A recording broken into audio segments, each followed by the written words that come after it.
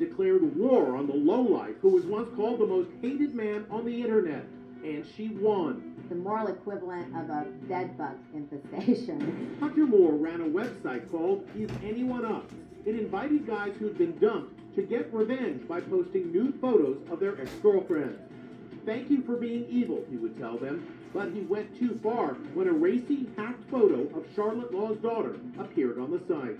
She was in tears. She was devastated. She didn't know what to do. She was getting phone calls from strange men asking her out and saying, "Ooh, hey, baby." After relentless pressure from Charlotte Laws, her daughter's photo was removed from the site. But the crusading mom wasn't done yet.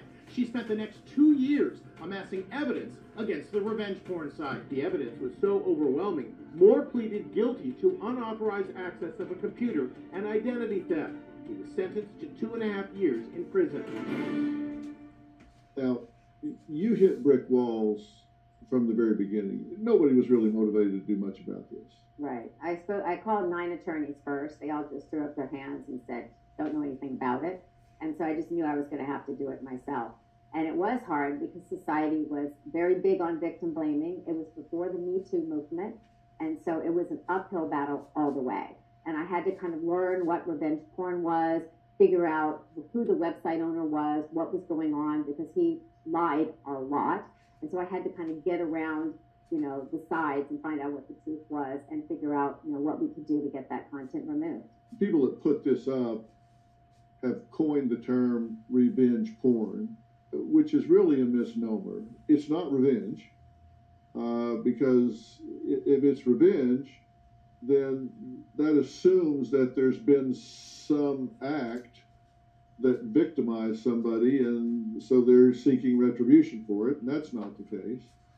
It's not porn, because it's certainly not designed in that way when the images are created. It's certainly not entertainment, and it's not new.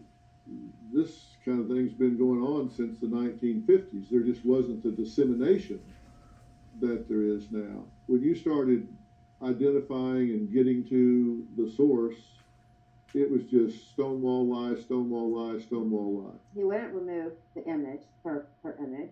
And then I also tried calling his advertisers. I called his publicist, his attorney, his ISP, and I even tried to call his mom, because I thought if anybody could do something, it would be his mom. And I called her former workplace and talked to her former associates, but she didn't work there anymore. So I was kind of trying everything I could. And my daughter actually found another one of her friends was also on the site. And so she talked to her friend, and her friend said that she had been hacked.